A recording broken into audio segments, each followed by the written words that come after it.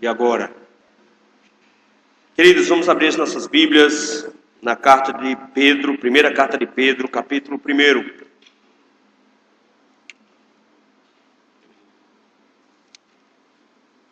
1 Pedro, capítulo 1, nós vamos ler a partir do versículo de número 3 até o versículo de número 9. Primeira carta de Pedro, capítulo 1, versículo 3, diz assim: Bendito o Deus e Pai de nosso Senhor Jesus Cristo, que segundo a sua muita misericórdia nos regenerou para uma viva esperança, mediante a ressurreição de Jesus Cristo dentre os mortos, para uma herança incorruptível, sem mácula, inacessível, reservada nos céus, para vós outros que sois guardados pelo poder de Deus, mediante a fé, para a salvação preparada para revelar-se no último tempo.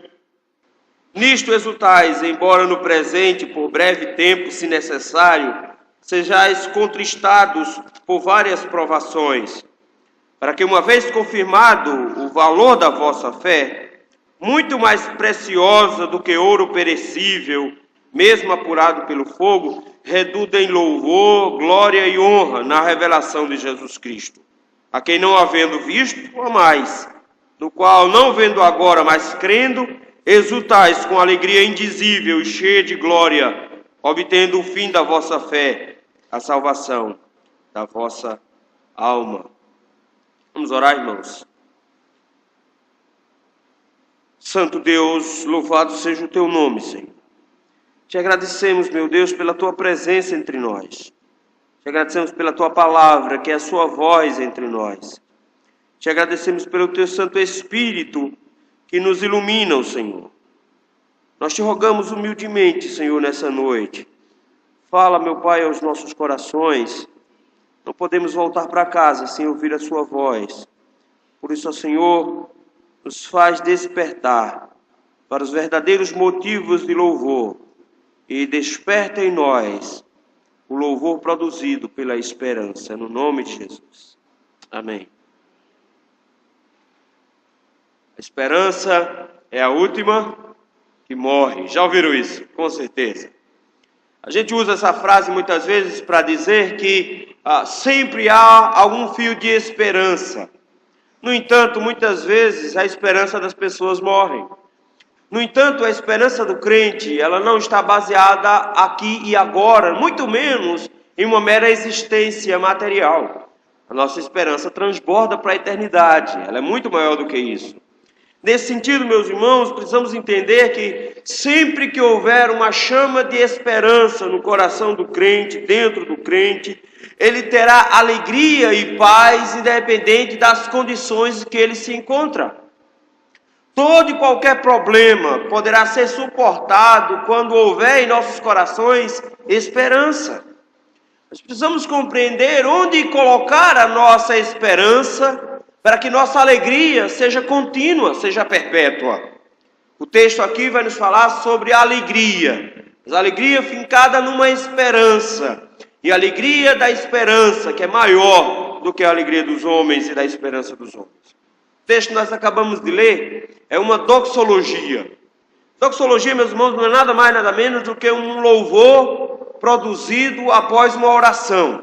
Notem que Pedro começa falando para essa igreja, louvando a Deus por essa igreja e rogando a paz de Deus para essa igreja.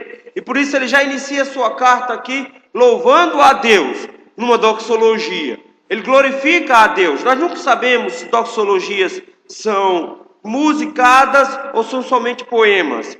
Mas elas são abundantes, principalmente no Novo Testamento, em especial o livro de Apocalipse, que nós estamos estudando na quinta-feira. Sempre nós temos lá doxologias, glorificações ao Senhor, louvor ao Senhor. E aqui em específico é o louvor ao Senhor pela esperança cristã. Ele louva a Deus porque Deus nos dá esperança. Esse texto, meus irmãos, escrito por Pedro, é diferenciado, porque lembre-se, Pedro, ele era pescador. Então nós esperamos sempre um texto muito mais simples, como é, por exemplo, os textos de João. Mas não, Ao que tudo indica, esse texto foi escrito por Silvano, lá no capítulo 5, versículo 12. Ele faz referência a esse irmão. Veja aí, versículo 12. Por meio de Silvano, que para vós outro é irmão fiel, como também considera, vos escrevo. Então, ao que tudo indica, quem escreve a carta é Pedro, mas o amanuense é Silvano. E isso explicaria o fato dessa carta ela ser muito mais rebuscada. O grego dela é muito mais rebuscado, inclusive com palavras que só se encontram nela e palavras bem raras no Novo Testamento. Então, mesmo sendo uma carta escrita por um pescador, ela tem um grego muito bem rebuscado e uma qualidade de escritura perfeita, fantástica. E Pedro, de alguma maneira, escreve a irmãos que viviam naquela região da Ásia Menor e que estavam enfrentando dificuldades, estavam enfrentando problemas, estavam enfrentando perseguição. E ele escreve a esses irmãos dessa igreja mostrando que nós temos, em primeiro lugar, uma herança celeste. Nós temos algo nos céus que é guardado para nós, versículos de 3 a 5. E diante disso tudo, ele olha para esses irmãos e diz, então não fiquem desesperados pelas perseguições, afinal de contas, nós somos peregrinos, veja aí versículo 1, nós somos forasteiros da dispersão. Nós somos então como Israel no Antigo Testamento, andando errante por uma terra que não é nossa, uma terra que não nos pertence. E porque nós andamos em terra que não é nossa, porque nós somos forasteiros e peregrinos, e porque estamos passando por dificuldade, nós precisamos aprender a viver em conformidade com essa vida que o Senhor nos deu, essa nova vida que o Senhor nos concedeu. Essa igreja é uma igreja gentílica. É tanto que, por exemplo, no capítulo 4, ele vai fazer referência a uma série de pecados que essa igreja cometia no passado, dizendo que eles viviam executando a vontade dos gentios, e por isso mesmo eles viviam andando em dissolução, concupiscência, borracheiras, orgias, bebedice, detestáveis idolatrias. Esses pecados não eram próprios de judeus, eram pecados de gentios. Então, essa igreja tinha uma vida completamente distorcida antes da conversão, mas ele diz, mas agora não, vocês agora vivem de forma diferente. Veja o versículo 4, no capítulo 4, ele diz exatamente isso. Vocês agora são outras pessoas, são outras criaturas. Eles difamam vocês, mas veja, vocês agora têm uma situação diferente, porque antes viviam em situação de devassidão, mas agora o evangelho pregado entre vocês, pregado a morte, produziu vida em vocês. Por isso agora vivam no Espírito segundo Deus. Ou seja, vivam de uma forma diferente. E a grande ênfase de Pedro ao dizer para eles viverem de forma diferente é que, uma vez vivendo de forma diferente, eles iriam produzir conversão. Notem, o evangelismo para Pedro, dentro da Ásia Menor, não era para ser feito com base em evangelismo explosivo, invasão ou distribuição de panfletos. Eles não, vivam conforme o evangelho que foi anunciado. Assim, vivendo conforme o evangelho, diz, vocês vão envergonhar aqueles que difamam vocês. Vivendo conforme o evangelho, vocês vão apresentar a família de vocês em conversão. Vocês vão fazer com que as pessoas elogiem a igreja do Senhor e vendo a mudança de vida que vocês tiveram, busque a mudança para si também. Pedro provavelmente foi martirizado em Roma por volta do ano 64, quando Nero iniciou uma grande perseguição para a igreja do Senhor. Então, ao que tudo indica, essa carta foi escrita no início da década de 60, e ele escreve, meus irmãos, esse texto, motivando a igreja a ter esperança, e louvar a Deus pela esperança que eles possuem. E por isso mesmo, meus irmãos, vamos meditar nisso, esse louvor a Deus pela esperança. Mas em primeiro lugar, essa esperança, ela renasce em Cristo, e não em outras coisas. Olha aí, versículos de 3 a 5. Ele começa louvando a Deus, notaram isso? Bendito, ó Deus e Pai de nosso Senhor Jesus Cristo. Ele inicia louvando a Deus, glorificando a Deus. Ele começa bendizendo o nome do Senhor. E ele começa teologicamente já afirmando Deus e Pai de Jesus. Ele começa a mostrar que Cristo é um diferencial nessa estrutura que ele vai apresentar agora. E de repente ele diz: louvado seja Deus, bendito seja Deus, que segundo a sua muita misericórdia nos regenerou para uma viva esperança. Ele começa desde cara, meus irmãos, nos mostrando um contraste que existe agora entre a morte e a vida. Ele nos apresenta o fato de que Deus é louvado por nós. Esse louvor a Deus é porque nós temos uma esperança diferenciada. Notem, ele diz que nossa esperança ela é viva. É possível ter uma esperança morta quando a nossa esperança é baseada em coisas materiais, quando a nossa esperança é baseada em estruturas mundanas ou humanas. Essa esperança é morta porque ela se limita apenas a essa vida. Pedro diz não, a nossa esperança ela renasce em Cristo, ela é apresentada em Cristo, por isso a nossa esperança ela é viva, ela é real, ela não é esperança ilusória, não é esperança que o Brasil vai melhorar porque tem eleição esse ano, não é esperança que a nossa situação financeira vai melhorar porque tem Copa no Recife esse ano, não é esperança de que a violência vai diminuir porque afinal de contas os homens estão estudando mais, ficando mais inteligentes e a educação muda a violência. Não é baseada em estruturas mundanas e humanas, é baseada em Cristo. Por isso ele diz, nós fomos regenerados, tornados novas criaturas em Cristo, para termos essa esperança viva. Ninguém mais pode ter esperança viva que não seja aqueles que foram regenerados. Somente em Cristo é possível ter essa esperança. Por quê? Porque essa esperança que nós temos, que é viva, não se limita a essa terra, ela não termina aqui na terra. Ele enfatiza aqui, meus irmãos, que é por causa da misericórdia de Deus que nós somos regenerados. Deus foi gracioso para conosco e nos deu nova vida em Cristo. E uma vez nos dando nova vida em Cristo, Ele faz com que nossa esperança extrapole a nossa vida terrena e aponte para o futuro. Olha o final do versículo 3. Mediante o quê? A ressurreição de Jesus Cristo dentre os mortos. Por que nós temos esperança? Por que nós devemos louvar a Deus porque temos esperança?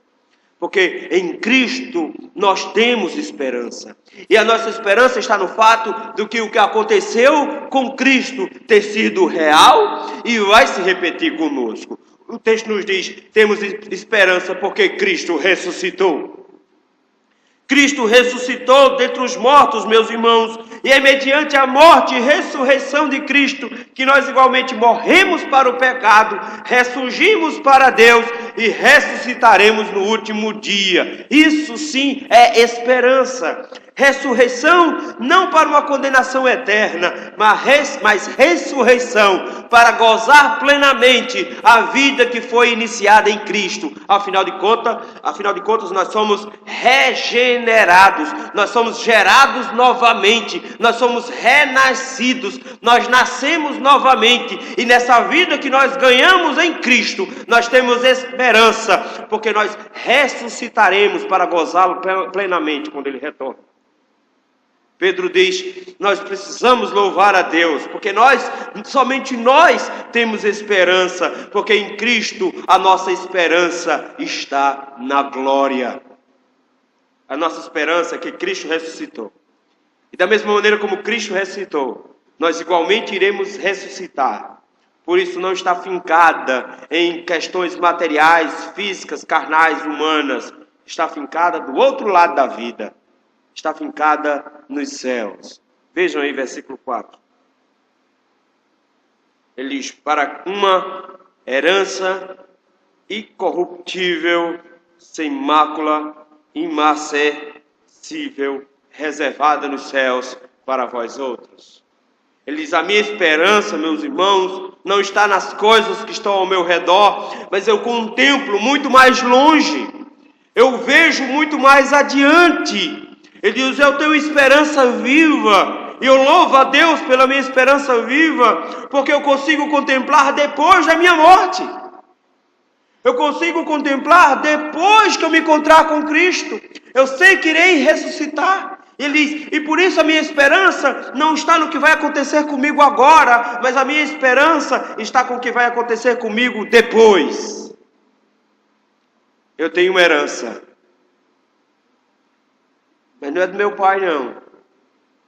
Meu pai não tem nada para deixar para mim.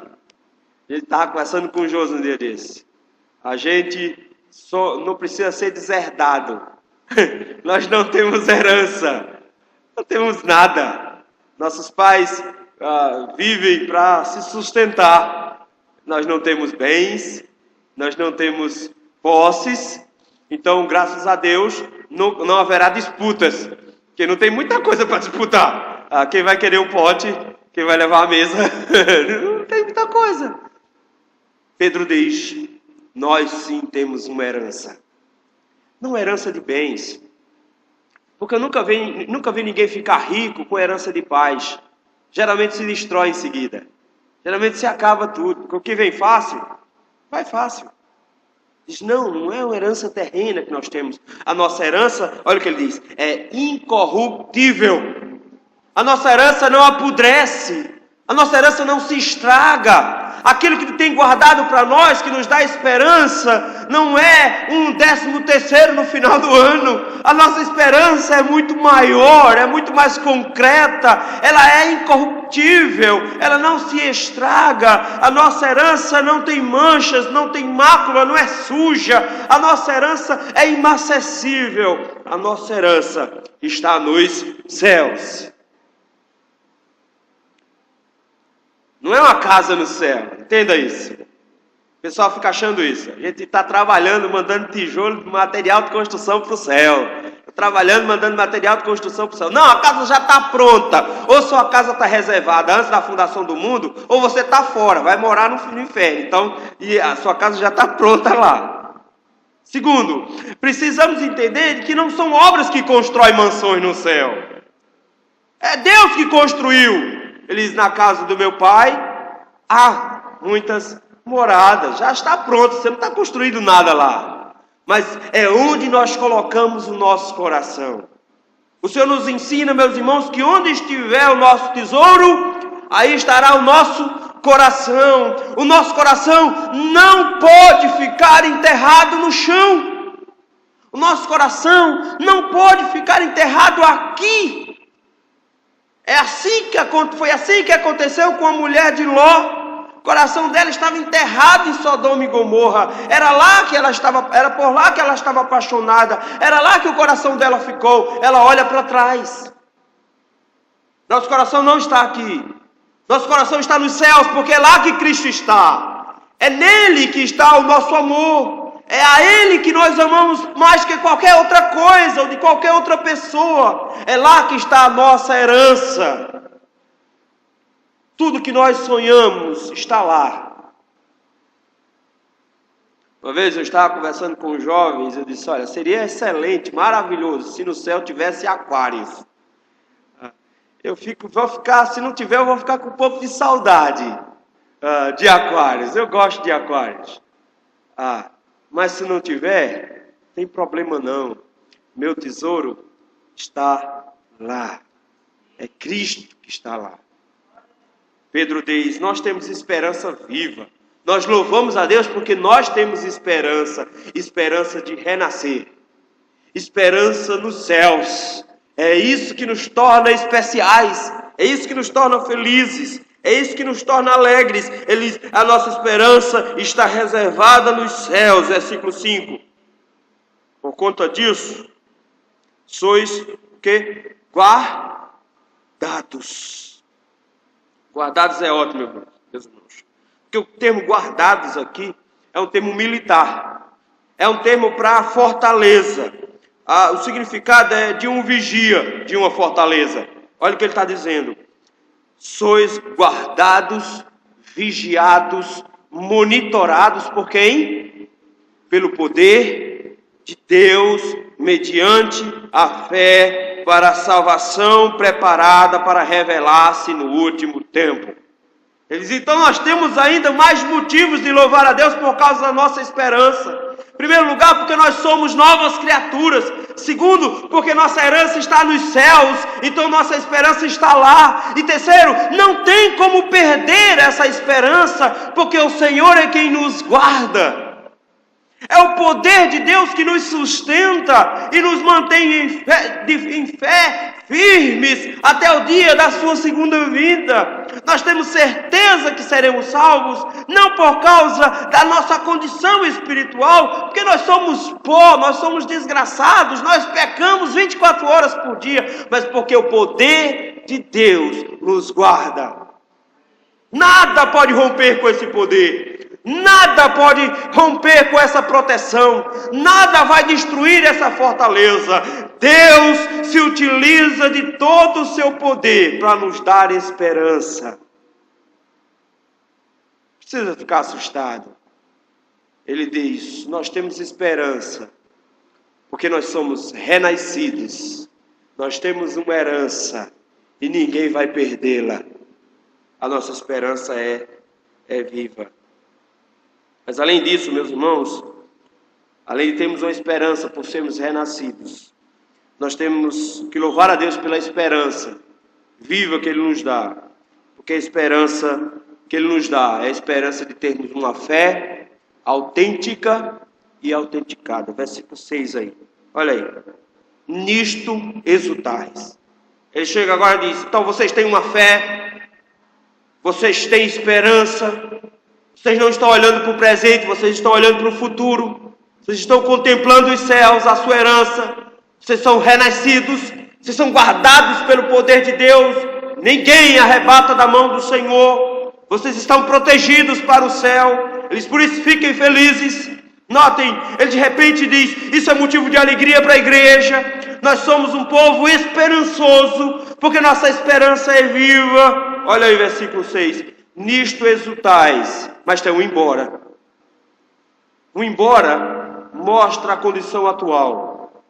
Embora no presente por breve tempo, se necessário, sejais contristados por várias provações. Ele diz, nós somos um povo feliz porque nós temos esperança. Nós somos esperançosos não com base em pressupostos, mas com base em uma promessa. Cristo ressuscitou, vou ressuscitar também. Cristo é minha herança, Ele está nos céus. E o poder de Deus me guarda para me encontrar com Ele. Eu tenho esperança, eu sou uma pessoa feliz. E ao redor de mim tudo cai. Cai 1.000 ao teu lado, 10.000 à tua direita. Tu não serás atingido. Não é porque eu não vou ser abalado, mas é porque os que confiam no Senhor são como os montes Sião, que não se abalam, firmes para sempre. Pedro diz, exultai, fiquem felizes. Por quê? Porque nós passamos por provações, mas ela é sofrível, mais curta. Notaram aí? O texto nos apresenta o fato que nós somos provados.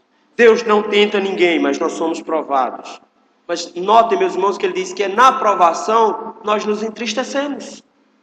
Não é pecado ficar triste. Não seja nenhum alienado. Ah não, morreu meu pai, mas eu estou com um sorriso nos lábios, porque afinal de contas, a Bíblia diz que eu tenho que ser feliz. Não, é para chorar. O que é que Cristo faz quando ele encontra com o fato que seu amigo Lázaro está morto? Ele chora. Qual o problema nisso? Diante das dores da morte que estavam por vir, o que é que ele faz? Ele chora. Ele se entristece. São coisas da vida. Eu vou ficar triste, mas eu não perco a esperança. A esperança está no meu coração no fato de que qualquer que seja o sofrimento, ele coloca, é breve. Breve, meus irmãos, não significa 1 ano ou 2, meus irmãos, por isso aguenta, não. São 80, 90, 100 anos de sofrimento só. Isso é muito pouco. Isso é muito rápido. A Bíblia diz que tudo passa rapidamente e nós voamos. Foi ontem que eu tinha 12 anos e estava puxando carrinho de Flandre lá no sertão da Paraíba. Foi ontem. Passa rápido. texto nos diz, meus irmãos, que no presente, por causa dessa breve tribulação, breve provação de uns 80 anos, a gente fica triste. Bem verdade. Somos contristados por essas provações. Mas olha o versículo 7. Nós somos provados não para ser derrubados, mas somos provados para sermos fortalecidos. Ele diz, nós ficamos tristes por causa das dores que nos vêm. Nós ficamos angustiados muitas vezes. Mas nota, ele diz, nós somos entristecidos e provados. Para quê? Para que uma vez confirmado o valor da vossa fé. Irmão, a alegria não está em ser provado. Porque a provação produz dor, produz sofrimento, produz angústia, produz tristeza. A alegria não está em ser provado. A alegria está em ser aprovado no final dessa prova. A grande vantagem em ser provado é passar por ela e ser aprovado. Aluno nenhum fica feliz quando está fazendo prova. Ele fica feliz quando recebe a sua prova e tem uma nota com caneta azul lá. Aí ele fica feliz, porque ele foi aprovado. Pedro diz, irmãos, entenda uma coisa, a nossa esperança passa por uma fé que será confirmada. A nossa fé será fortalecida. E a maneira que Deus tem para fortalecer a nossa fé é com provação. Ele diz, ele precisa confirmar o valor da nossa fé. Porque, meus irmãos, tem muita fé hoje, tem muita gente que tem fé, mas uma fé ridiculamente michuruta, uma fé ridiculamente pequena, uma fé que é muito mais para milagres do que para salvação. O texto diz, essa fé precisa ser confirmada. Ninguém que diga, tenho fé em Deus, confio em Deus, Deus vai deixar assim.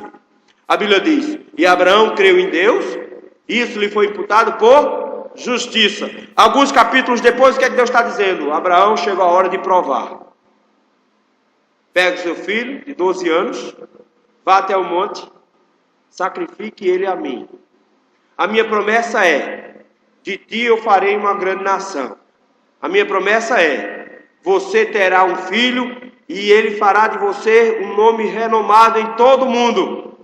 Essa é a minha promessa, mas eu quero que você o mate hoje. E me ofereça em sacrifício. Você acha que o coração de Abraão saiu jubiloso? Você acha que eu iria pegar Davi e levar Davi para o monte, matar e queimar e achar isso a coisa mais normal do mundo? Não. Mas o texto diz que a fé de Abraão foi provada quando ele levanta um cutelo para enterrar o próprio filho. E Deus diz, não precisa. Você passou pela prova e foi aprovado. Por quê? A fé provada, ela é purificada. Olha o versículo 7. Muito mais preciosa do que ouro perecível, ou seja, sua fé é mais preciosa do que ouro, mesmo apurado pelo fogo. Note qual é o paralelo que Pedro busca aqui. Ele compara a nossa fé com metais preciosos. Um metal mais precioso do que o ouro. No entanto, meus irmãos, nenhum ouro é puro antes de passar pelo fogo. Vocês nunca viram uma pepita bruta de ouro? Eu já vi. Você não daria nada por ela. É uma pedra manchada, esverdeada, escura, horrível. Você não daria um tostão por ela. No entanto, coloca no cadinho, e aí lá aquece, o ouro todo derrete. Quando o ouro todo derrete, a camada de sujeira, de pedras, de poeira, se acumula na parte de cima, o ourives vem lá, tira toda essa camada de sujeira, e o que sobra embaixo é um metal tão puro, que até molinho ele é. 24 quilates. A que você tem na mão não tem 24.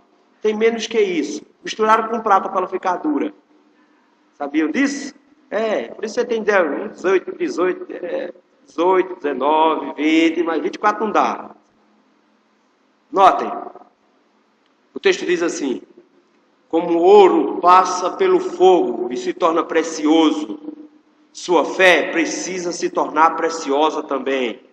E ela só tem um jeito de ser apurada, purificada de toda sujeira. Ela só tem um jeito de se tornar preciosa. É fogo. Fogo. O reverendo Francisco Leonardo, ele tinha uma expressão que ele dizia: irmão, é o pilão, irmão. O Senhor está te pilando, irmão. Deixa o Senhor te moer mais um pouquinho. Ele precisa que você vire pó. É o Senhor te quebrando, irmão. Olha só qual é deles. Nossa fé precisa passar pelo fogo. Para quê? Para redundar em louvor, glória e honra na revelação de Jesus.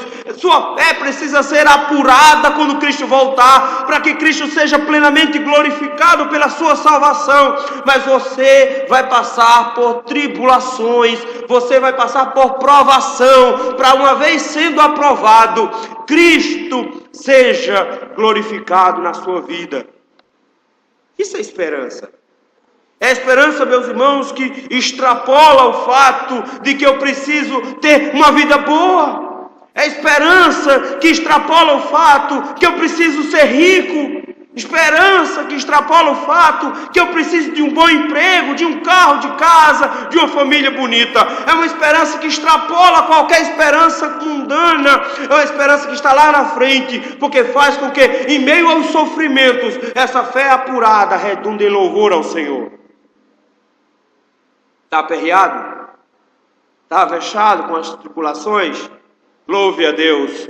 O Senhor está qualificando a sua fé. O Senhor está apurando a sua fé, para Ele ser louvado. Por isso tenha esperança, mesmo que sua provação dure até o dia da sua morte, ou o dia da volta de Cristo. Ele está te apurando.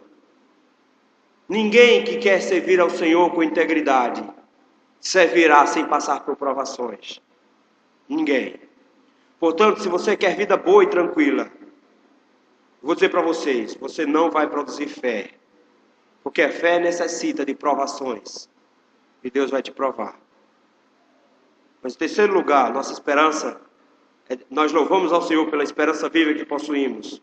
Somos renascidos, somos provados e aprovados em nossa fé. Mas versículo 8, essa esperança está em Cristo nos salvando. Olha o versículo 8.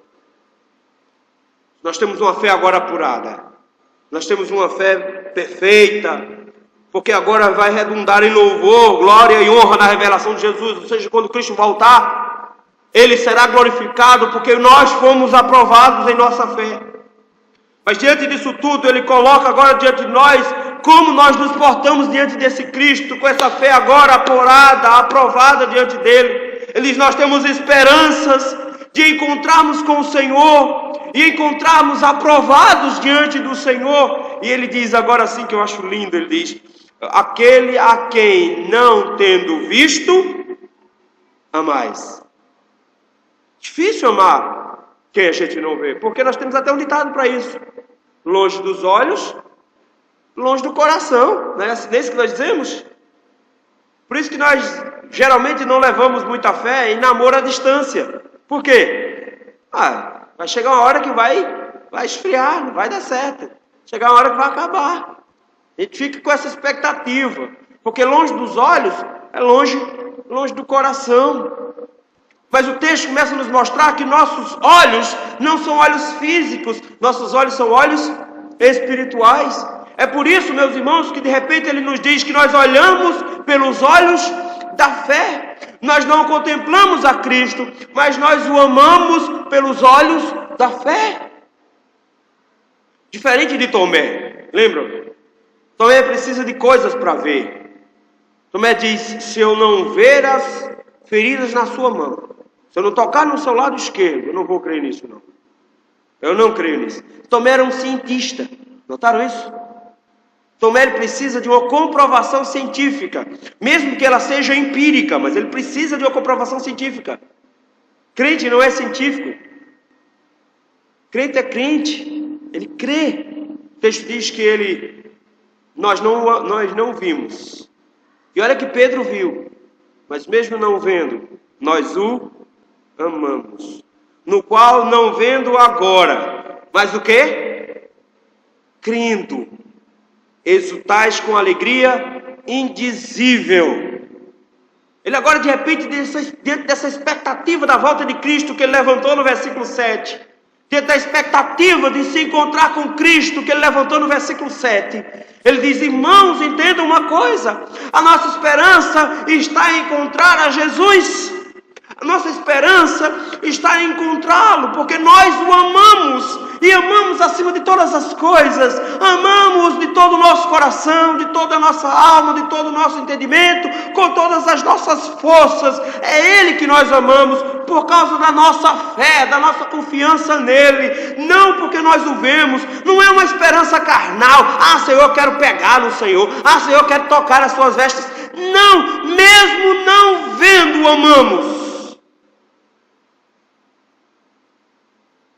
Porque nós o amamos. Ele diz assim: mesmo não vendo agora, mas crendo, nós já nos alegramos com alegria indizível, indescritível, impossível de descrever, com base nessa fé que nós temos de que vamos vê-lo. A gente fica com expectativas carnais quanto ao céu. A gente fica: como é que é o céu? Ruas de ouro, mar de cristal. Lembra quando eu era criança cantando isso? Rua de ouro. Rua de ouro desliza, que tem uma beleza. Já imaginou? Como é andar em rua de ouro deslizando no céu? Ninguém vai andar, todo mundo vai deslizar pelo céu. Para que serve um mar de vidro? Não vai dar nem para tomar banho de praia. E sem falar que o céu não tem árvore, só tem uma. Não é? Já imaginou a cidade inteira só com árvore só? A gente gosta de um jardim bonito. Não tem jardim, só tem uma árvore.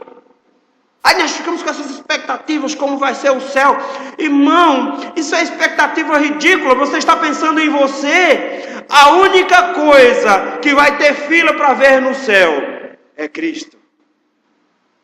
A única pessoa que nós vamos querer encontrar no céu é Cristo. Você não vai estar preocupado com quem chegou, quem deixou, quem se atrasou. Isso não interessa. Você não vai querer conhecer profetas. Você não vai querer conhecer apóstolos. Não vai ter nesse tipo de preocupação. Porque isso é curiosidade carnal. É Cristo que é a grande figura que você precisa encontrar. Quantos crentes choram desesperados porque encontraram uma baixinha de cabelo preto chamada Aline Barros. Ai, que coisa linda! Quantos crentes ficam horas e horas numa fila, desesperados para ver aquele negrão, como é o nome dele? Kleber Lucas. E ficam lá: o cara só tira foto de boca aberta, não sei porquê, fazendo careta. Que coisa ridícula! Eu não tenho ídolos na terra, eu só quero ver a Cristo. Só Ele que nós amamos. Ele é por quem nós choramos, é Ele que nós desejamos encontrar, é por Ele que nos arrepiamos em sonhar encontrar, é Ele que nós almejamos e nós vamos encontrar. Não é artista da Globo, não. O texto diz: nós já temos uma alegria indizível por causa da fé. A nossa esperança, colada com a fé, nos faz felizes. Porque nos diz assim: Isla, você vai apertar a mão de Jesus. É isso que ela diz. Irmãos, você vai apertar a mão de Cristo. Você vai sentir o cheiro dele. Val está dizendo ali: e eu? Val, você também, Val. Vamos sentir o cheiro dele. Vamos poder dar um abraço apertado e sentir os braços dele ao redor de nós também. Você vai sentir a textura do cabelo dele, a textura da pele dele. Vai saber qual é o timbre da voz dele. Vai poder ouvir com seus ouvidos físicos. Nós estaremos com Cristo por toda a eternidade. Isso não é história de carochinha, não. Isso é verdade. Isso que nos dá alegria. E por isso mesmo o texto termina dizendo: isso nos faz com alegria indizível, cheia de glória, obtendo o fim da vossa fé, ou seja, o alvo da vossa fé, a salvação da vossa alma. Esse é o alvo da fé. A fé não é para obter milagre, a fé não é para ter coisas terrenas, a fé é para obtermos a salvação. Isso é o nosso grande alvo. O Senhor te deu fé, meu irmão, para você crer que vai encontrar com Cristo.